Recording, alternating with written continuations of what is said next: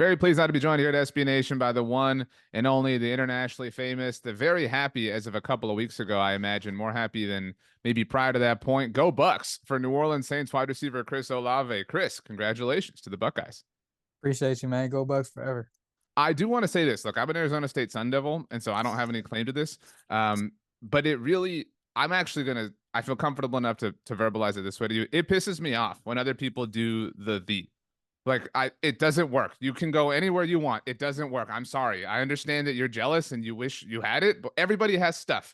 You know what I mean? I don't like Ohio State isn't trying to claim a name or a nickname that somebody else has. You know what I mean? Right. But good. I thought you would appreciate my passion for that. I'm here. I'm not even a Buckeye, and it bothers me. You know what I mean? Oh yeah. I cover the Dallas Cowboys as an example, and it's like every year we get this like, oh, so and so is the new America's team, and I'm not really like offended by it, but it's just nicknames are nicknames. You Yeah, it can't don't change even them. You can't it apply don't them to other even it people. don't yeah, it don't even go together like that. It's that's what it is. I imagine you enjoyed that game, obviously, and that you're very busy because the Super Bowl is obviously going to be in New Orleans. How many people in your life have hit you up for advice or tickets or just thinking you can solve all their problems this coming week? Not that many people, man. I mean, I know the Super Bowl's in New Orleans, but um I think we only get 2 tickets. So yeah, it's been a few people that hit me up, but it hasn't been overboard. Do you remember the last one? You were much younger, obviously, but it was now 12 years ago. It was a big deal when it was in New Orleans last time. Oh no, I didn't even know about New Orleans till I got drafted here. So Well, I think you probably remember this. That was the lights going out, the Beyonce Super Bowl. That was the game in New Orleans. I'm sure that at least jogs some memory from when you were younger. oh yeah, for sure I remember that. What that was 2012, huh? That was 4 years ago. 2012. Yeah, those the Ravens Yeah. beating the Niners, Joe Flacco's crazy run, et cetera, et cetera. It's a town that's long overdue to host another Super Bowl. I know people associate that memory with it, but I'm excited, obviously, that it's in your spot these days.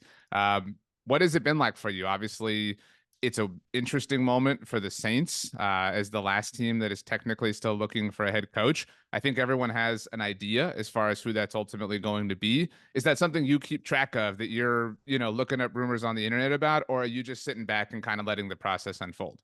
Nah, it's not really my thing to look into. I mean, just trying to be the best version of myself. Whoever comes in, just trying to be the best version of myself to be able to help them get some wins and turn the culture around. But um, I'm not looking into it really. But I'm excited to see who gets the job. Yeah, I mean, it's always interesting to see the host city and the host team, whenever the Super Bowl gets there, because that team gets a little bit more attention just because all the media in the world is in that spot. And so that the Saints are now the last team looking for a head coach, it highlights that in a different way, especially because I know again, you don't want to offer any strong opinion, but it could be Kellen Moore. And obviously he's coaching in this Super Bowl.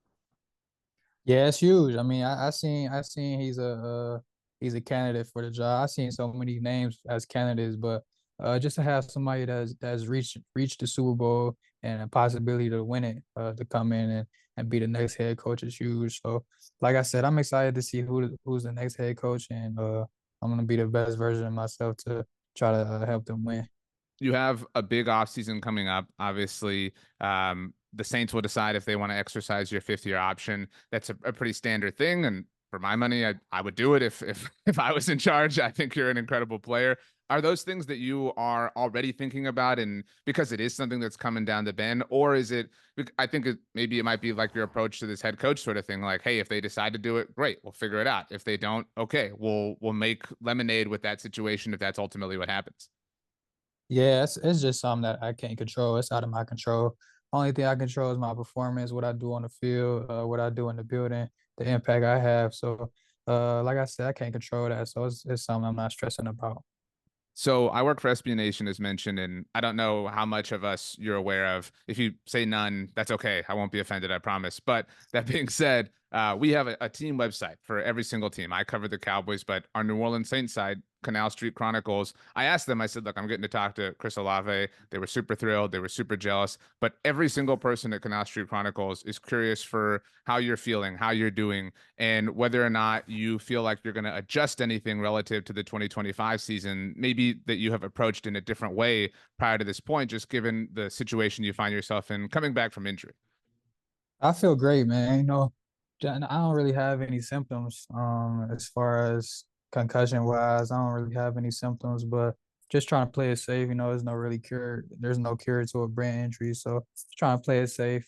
Start out this year to be able to try to come back this next year even better. So just trying to stay in the weight room, trying to get a little stronger, and just control what I can control. Not gonna change too many things. Trying to go out there and do what I do. But like I said, there's no cure, and trying to play it safe. This past year was the best thing I did.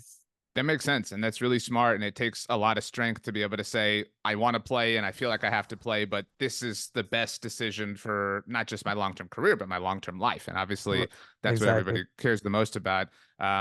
This is, I think, when people talk about concussions, because there is not a lot of information that's known, and that's what makes it such a scary subject.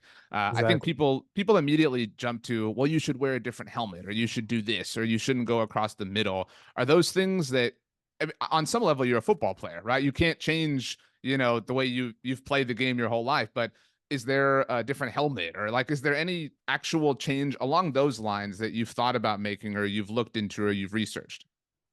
Yeah, I changed my helmet plenty of times, but that ain't it ain't really help me really. It's just I feel like I just been unlucky again, helmet to helmet when I'm not looking. Right when I catch the ball, it's helmet to helmet contact, but I'm not really too worried about it. Like I said, it's just unlucky situations. But if I'm looking at them, I can make a move or something or try to juke them. Um, but like I said, it's just trying to find the right helmet, and you can't really. It's a contact sport, so can't really not be in that situation. But just trying to do the best I can to be safe.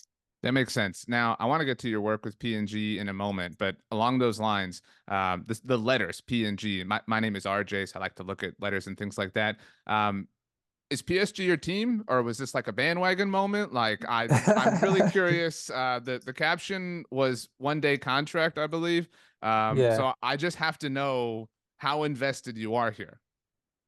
I'm not too invested, but I'm a huge Mbappe fan. So I watched him a little bit when Mbappe was there, but he Right. had transferred to Real Madrid. So I like their stadium. I like what they do. But I'm kind of a fan, but I'm not too invested. If you had to swear allegiance to a team, is it Real Madrid now, or do you have a different team that isn't affiliated with Mbappe at this point in time? I'm a Barcelona guy if I Uh have to pick a Spanish team, so you uh and I hate each other. yeah, I don't really like I'm not a team guy. I like a lot of players. I like a lot of different players, but I'm not a fan of like a certain team. Bruno Fernandes. This is if he's not on your radar. So my primary team is Manchester United. Bruno Uh Fernandes, a talisman, pure like nobody's Mbappe. So like I don't want you to hey Argio Chomi told me to go check out Bruno Fernandes. He's nothing like Mbappe. Again, that's not going to happen. But Bruno Fernandes from Manchester United, he is their talisman. He is a really really fun player to watch, kind of like a dynamic wide receiver, like somebody who opens everything up for the offense to right. flow through. All right, but I gotta tap into him. I heard of his name, but I never really watched him. So I'm That's what I'm here to do, yeah, I'm Chris. gonna research him a little bit.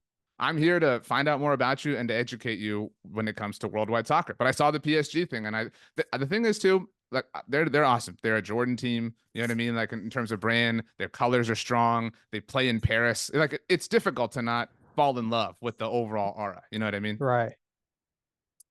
Yeah, I definitely when I went out there, they facility was nice, everything was nice, their stadium was nice, and just walking around, I feel like the energy and the vibes was great. So I'm definitely want to go back and catch a game. And that was last year that you went and saw PSG. Yeah, last summer. What are you doing this summer? Like, do you have any plans? Nah, I ain't got no plans. Manchester United, Bruno Fernandes, right there. I'm here helping you, dude. You got try to go in there, gotta go catch one. I imagine though that you will be in terms of short-term plans at NFL Honors next week. Obviously, you are partnered with PNG. I'm very curious for what made you want to work with PNG to support Latino Youth Honors specifically.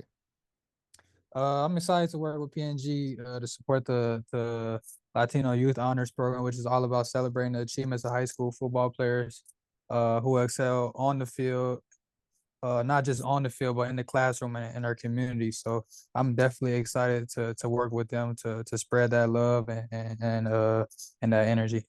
Now, it's Latino Youth Honors. I'm a Mexican American myself. I'm curious Hmm. for what your heritage overall, how that lends to this, and I imagine that that's part of why this means so much to you.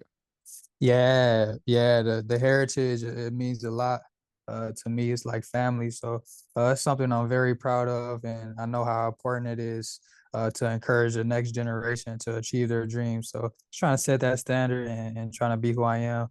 So just with the platform that I have, I know people are watching. So like I said, to impact the kids and try to show them that anything is possible.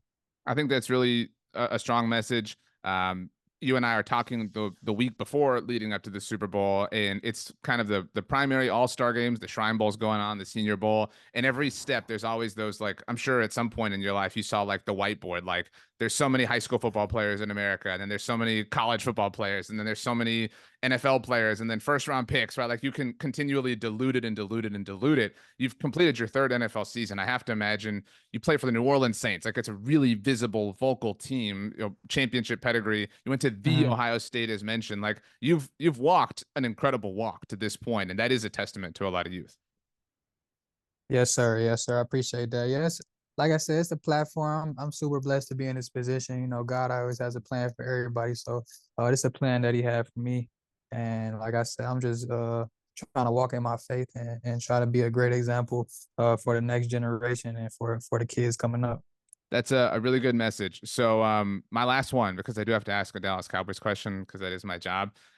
People were pretty bummed out after the Saints win or Saints loss, I guess you could put it from a Cowboys perspective.